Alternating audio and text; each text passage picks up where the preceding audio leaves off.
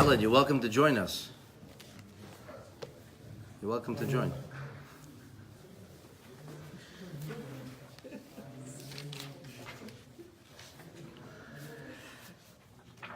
The third reading of Parshas Toldos talks about the remarkable success that Yitzchak Avinu had, but more so the fallout.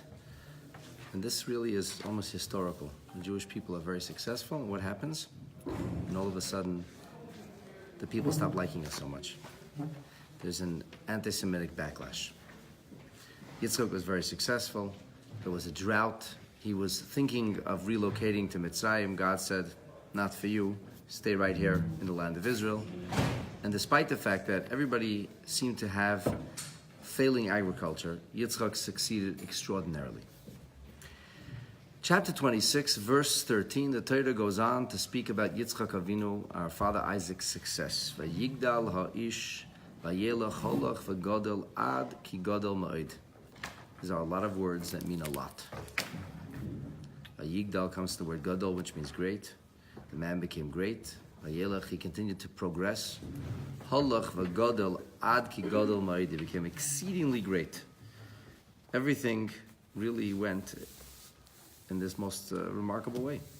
Rashi says that ki godal ma'od means that people looked at him as if he was some kind of, for lack of better terminology, like he walked on water, like Midas, like everything he touched turned to gold. Like they couldn't get over this guy.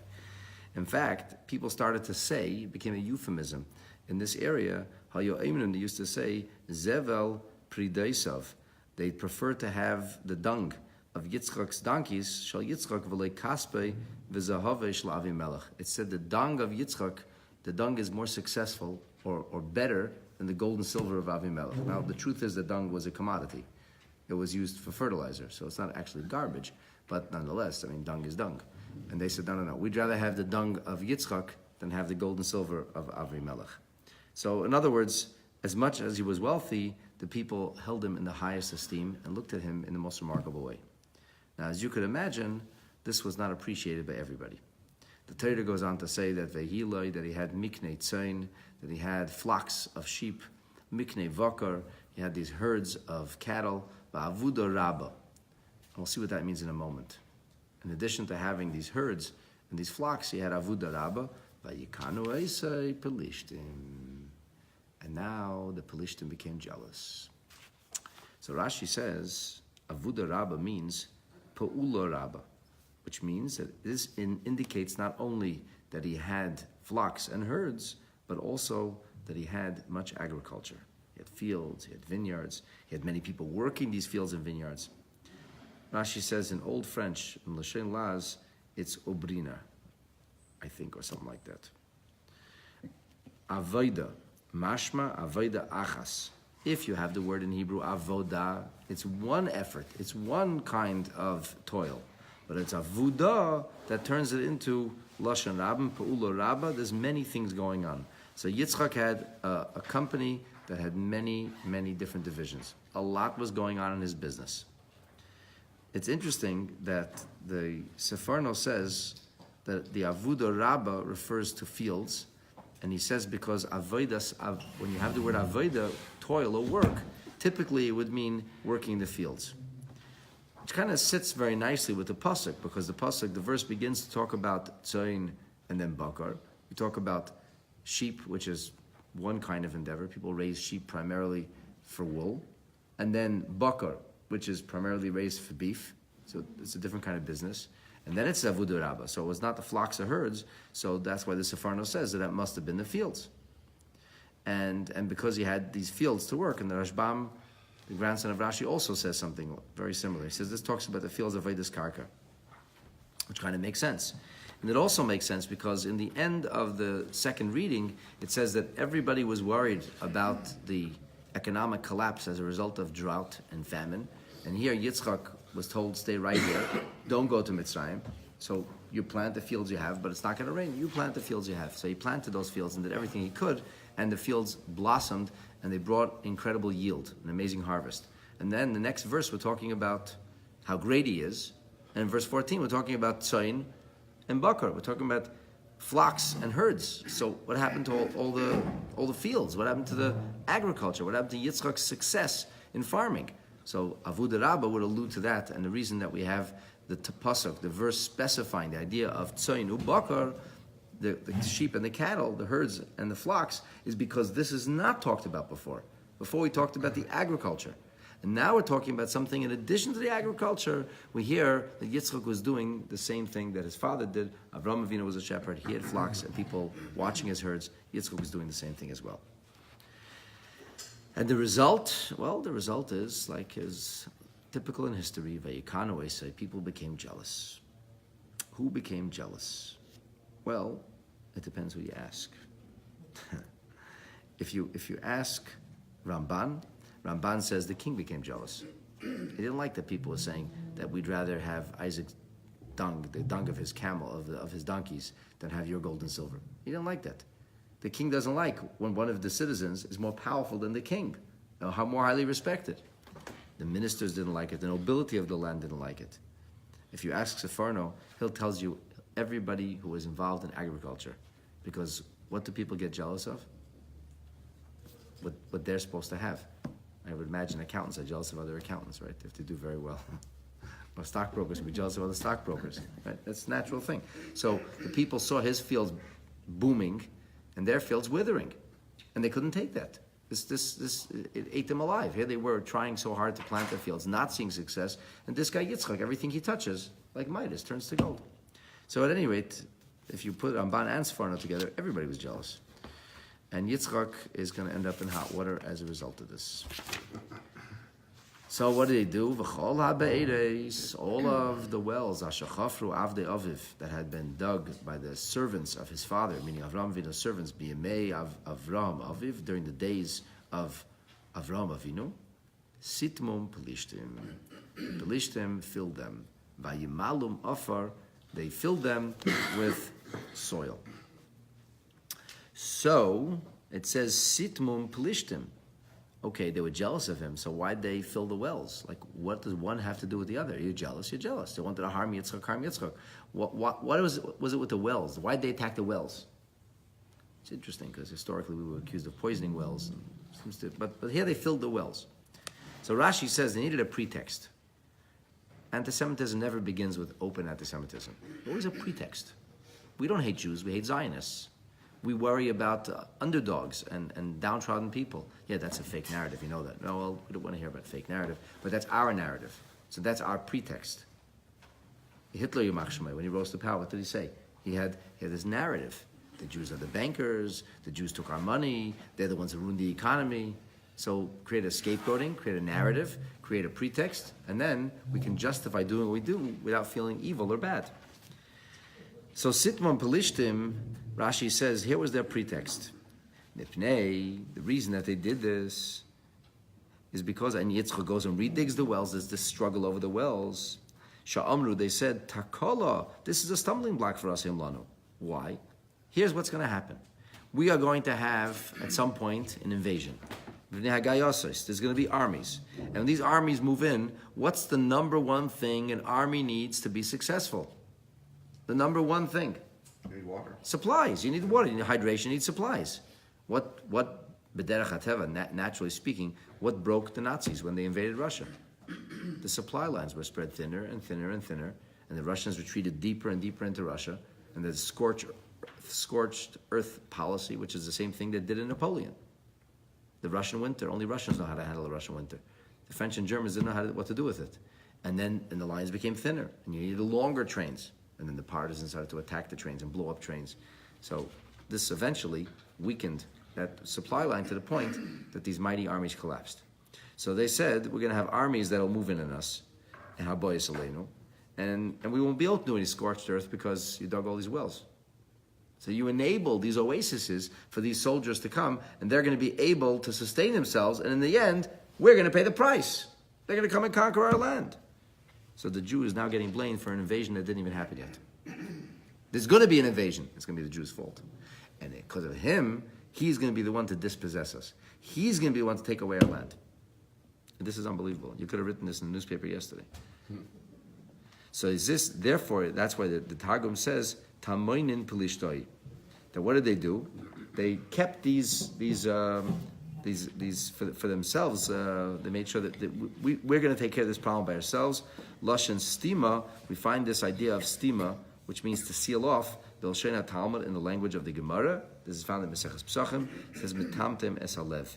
Over there, it talks about something totally different. It talks about spiritual sensitivity, a person not having an open heart or a sensitive heart or a feeling heart or compassion, and they use the terminology of timtum, sealing of the heart, when nothing is able to enter the heart. The point is, we talk here about sealing off. So they sealed off these wells, and these wells became the symbol of the struggle between Yitzchak and between those who were jealous of him and his detractors.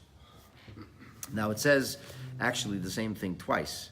It says sitmum and then vayimalam offer. They sealed the well and then they filled it with soil. Well, if you filled it with soil, you don't have to seal it, and if you sealed it, you don't have to fill it with soil. Why the redundancy? So the Or HaChaim says something very interesting. When you want to ruin a well, what's the first thing you do? He said they heard boulders and rocks in it. What was the first thing you did? It would be very hard to get the rocks out very heavy. It's easy to throw boulders or toss boulders into a deep well. How do you get them out? So they figured this way they'd ruin the well, and then, just for good measure, then they filled it with earth afterwards. So all the crevices, everything became filled up, and basically the well was as if it never existed.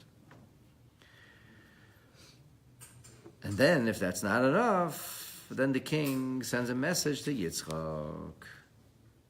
He says to Yitzchak, I think it's time for you to move on.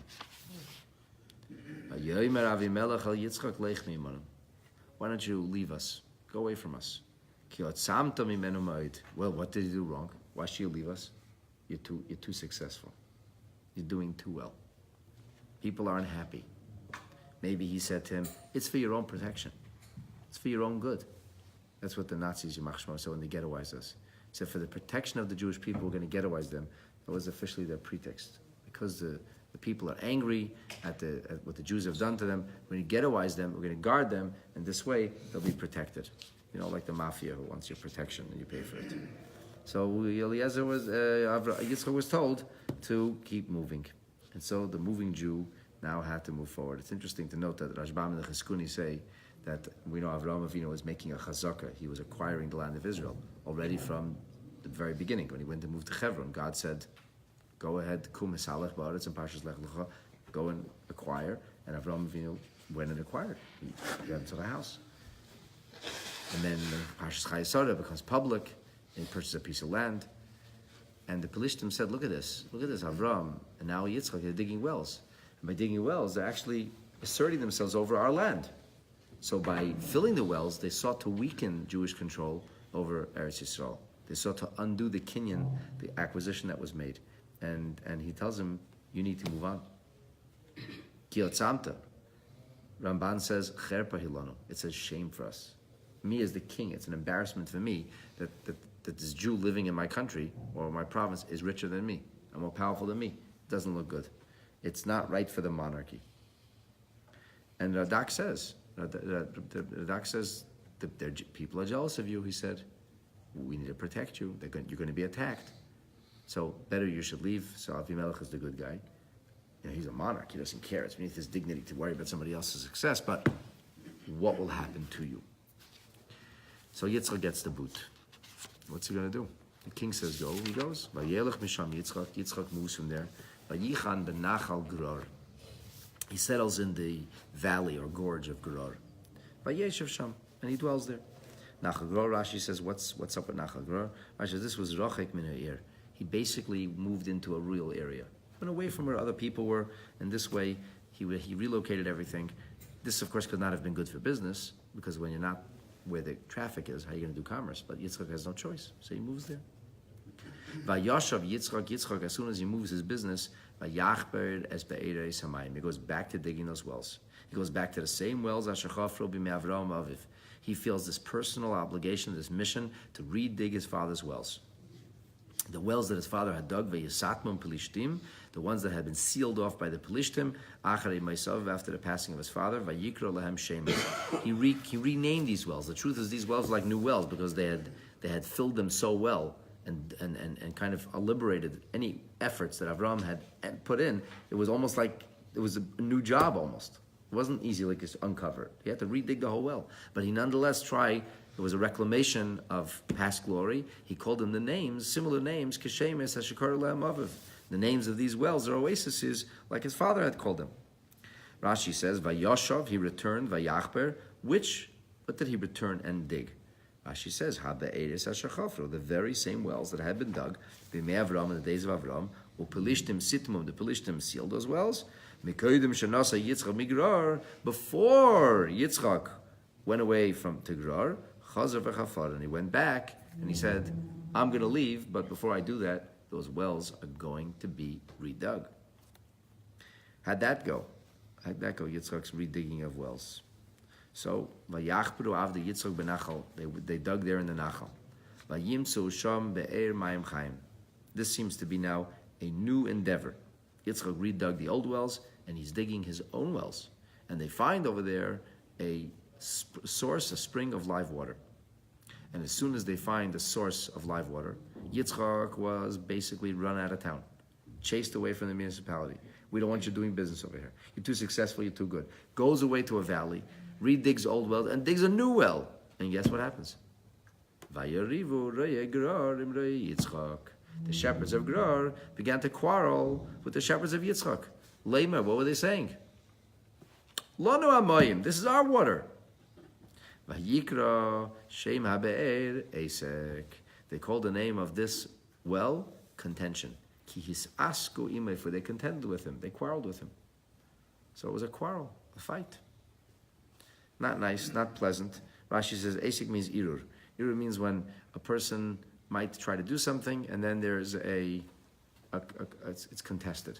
Like something could be contested in court or something could be contested in the court of public opinion. It was contested. What Yitzchak did was contested. People did not accept it. Ki is asku imay, because they had contested or contended with him. This asku imay aleha, they contested with him over this. Bimriva be'iru, there was quarreling and there was contesting, contending. This is what was going on. So Yitzchak's not too happy, and he says, okay, fine, I'll dig another well. I'll move on. Verse 21, Vayachpru be'er acheres, he goes and digs another well. Vayirivu gam aleha, so they came to fight about that too. Vayikra Shema, they called the name of this one Sitna, even worse. Rashi gives us a French word, but basically means harassment. They harassed him. They don't let him live. First one they argued. Now they just downright harassed him. In the beginning there was a pretext. Now there was just banning the Jew. Let's have BDS. Let's just get in his way. Let's try to stop him. Let's do anything we can to impede his progress. The Yatak Misham, Yitzchak picks himself up from there. Vayachber be'er acheres, he goes and digs another well. And finally, third time, this time V'loi Ravu Oleh. There was no fight over it. Vayikra Shema Rechoves. This well was called Broad and Spacious. Vayomer, and he said, Ki ata hirchav Hashem lanu. Now God has broadened things for us. We don't feel the squeeze. We're not being harassed. We're not being contested. And as Ufarinu ba'aretz, we'll be fruitful in this land. Is this the same Rehovot that exists today? To the best of our ability, or best of our knowledge, this is approximately the same Rehovot that exists today. It's exactly the same, or 500 meters or 1,000 meters, one way or the other, but around that area is Rehovot. We think. So that's the story of the three wells, and this is primarily what we know about Yitzchak. If somebody were to ask you, what did Yitzchak do? Say he dug wells. He's very successful, he dug wells. So obviously, if the Torah is telling us about Yitzchak being a well digger, there must be something much more profound being conveyed to us. There's a deeper message, there's an idea which is relevant for us today. I'm going to invite you to open the Biurim book. We're going to go to page Shindalad Mem, which is Chavdal, the 24th entry of this parsha. And we are going to analyze and examine the deeper message of the wells and the well digging. And our analysis begins with a quote from the commentary of Ramban, Nachmanides. Nachmanides, in his commentary on verse 20, says the following. And this is a kind of an overarching or general quote. Missing some words here and there, but this is the synoptic quote. Be'er Mayim Chayim, says Ramban, the living well, the well of living water. Yirmois This alludes lebeis Elokim. This alludes to the house of God. Asher Yasa banav shel Yitzchak, that will be made by the children of Yitzchak. What are we talking about, of course? The Beis HaMikdash. The Beis HaMikdash is made by the children of Yitzchak. V'kara harisha, in the first Beis HaMikdash then, if the well corresponds to the Beis HaMikdash, the first one would be called Asek, contention. Yirmai, says Ramban, this alludes to Bayis Rishon, the first Beis HaMikdash. Why? Because our enemies contended. Eventually they destroyed it. Hasheni, the second well, Karashma Sitna, it's called harassment. What happened to the second Beis HaMikdash? Didn't go very well. Shem Kasher Min Harishin, it was even worse. The destruction was far worse the second time around. Hu Abayis Hasheni. Vashlishi, the third well, Karar Chayvais. This is called broad and spacious. Hu Habayis Ha'asid Sheyibane B'Meheira B'Yameinu. This, says Ramban, is the third Beit HaMikdash that we are waiting for it to be rebuilt speedily and in our days. Okay, that's what Ramban says. He says wells is Beit HaMikdash, 3 wells, 3 Beit HaMikdash. First Beit HaMikdash destroyed, first well doesn't go well. Second well doesn't go well. No pun intended. Third well, Rechavis. This is good. Here's the third Beit HaMikdash. So the Rebbe says in the Sefer Megala Amukos, it says something very interesting, which kind of relates to this. Over there it states that the Shloishas Ha'avos, that the 3 patriarchs, are Keneged Shloishas Amudim. They correspond to 3 pillars that the Mishnah proverbially says the world stands upon. What are those 3 pillars? Torah, Avoda, and Gemilas Chasadim. Torah, of course, means the study of Torah. Avoda is really related to Beit HaMikdash, or offerings, but in our day and age, it reflects the notion of prayer. And Gemilas Chasadim is what they call today social action, to care about others, to care for the downtrodden, for the hungry, for the sick, for those who are bereaved, for those who need a helping hand, to be kind and giving. So this corresponds to the 3 patriarchs. Avraham, what would he represent? Gemilas Chasadim, of course, the master of kindness and hospitality. Yitzchak represents Avodah, and Yaakov represents Torah. Well, according to this, Yesh Levar Tam Lekach Shabbat Migdash Nirmaz Dafke Bekeshel Yitzchak.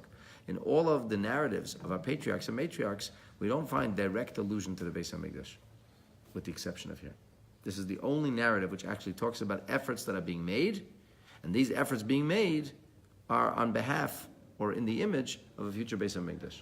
So it's really about, it's in Yitzchak's narratives that we find allusion to the Beis HaMikdash. And the reason is because Yitzchak is Keneged Amud HaAvodah. Yitzchak corresponds to the pillar of Avodah, which Avodah, we said, reflects the notion of offerings, of Beis HaMikdash service. In today's day and age, our prayers, which are in lieu, or take the place of the karbanos, of the offerings that were brought in the Beis HaMikdash. Okay. So that's what the Megala Amukos says. So the Rebbe takes this a little bit further and he says, perhaps we could add that there is a connection between the concept of Beis HaMikdash itself and wells. So it's not only that Beis HaMikdash is alluded to in the narratives of Yitzchak, but the wells specifically. It wasn't just in the narrative of Yitzchak, specifically with a well. Somehow a well mirrors the idea of a Beis HaMikdash. And the question, of course, is how would that be? The Beis HaMikdash is a building that's on top of the ground, and the well is beneath the ground. It's exactly the opposite. This is about building something. The well is actually about removing something. You don't build a well, you reveal a well. You're digging down, you're taking the sand or rocks away. So the Rebbe says like this,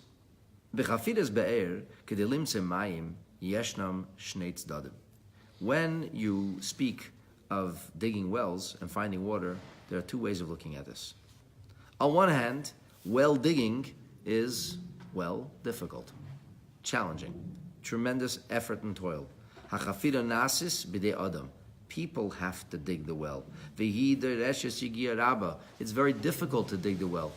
Let's not talk about water. Let's talk about gas, oil and gas. What happened in Canada a couple of years ago when gas went down? Western Canada collapsed. Why? Because what was driving Western Canada was oil and gas. The problem is, in Saudi Arabia, you just put a pole into the ground and oil comes out. And in Canada, you have to do a lot of what's called fracking. There's a very, very thick crust of rock, and you have to break through it in order to be able to reach the oil. So the problem is the digging the well. There's not less oil. Western Canada probably has as much oil as Saudi Arabia has. They can find it very easily. For us, in Canada, it's very difficult. So if you're selling barrels of oil for $99 a barrel, and it costs you $79 to dig and get the barrel, you're still making $20 profit. Fine. The OPEC nations are making $98 profit. Canada's still making $20 profit. When it costs, however, $100 to dig and produce a barrel, and all you're getting is $99, so then it's not worth digging anymore. The digging takes effort. And this is very different than a ma'ayan. A ma'ayan is a natural spring. And ma'ayans are just there. They're just there. It's a natural spring. Nobody dug it. Nobody worked at it. So on one hand, the well emphasizes our effort, our work. But on the other hand, let's think about this for a minute. Hamayim sheyetzim me'abiyar. When you dig the well and the well is filled with water, where'd the water come from? Did you have to import the water? Did you have to bring the water? No, the water was always there. What happens is the person removes that which covered the water, the offer, the soil that was on top of it, and then once you reveal enough of that which was on top of it, take away enough of Earth's crust, the waters all of a sudden surge and they just break through. In other words, on one hand, the well represents our efforts. On the other hand, it has nothing to do with us. It's something that comes from a deeper, more profound place. It's always there, in fact. These very two same sides are with the Beis HaMikdash. Let's talk about the idea of Hashras HaShechina, God's presence. Can we manufacture God's presence? Think about that. No, definitely not. Where does God's presence come from? It comes from God. So what can we do? But Kadesha Shechina Achen Tisha, in order for the Shechina to come, the Deshes Yigia Rabba Mitzad Bnei Yisrael, we have to do our part. We have to create the envelope, the repository. We have to create the receptacle, or the vessel, if you will, in which God's presence should reside. So we have to build the Beis HaMikdash. And the Beis HaMikdash takes tremendous effort. And that's why it says in the Pasuk, Va'asu li Mikdash, you have to make the Beis HaMikdash. But God promises, if you make it, then I will come. V'shachanti b'seicham. And so that's how a well and a Beis HaMikdash are actually synonymous. The same idea. Tremendous effort is required on our part, my dear friends. But we must know that the ultimate success will come in Meretz Hashem from a higher place. May our efforts finally bear fruit. May we be zeicha. We merit to see the third Beis HaMikdash. Will be Ameinu. Amen.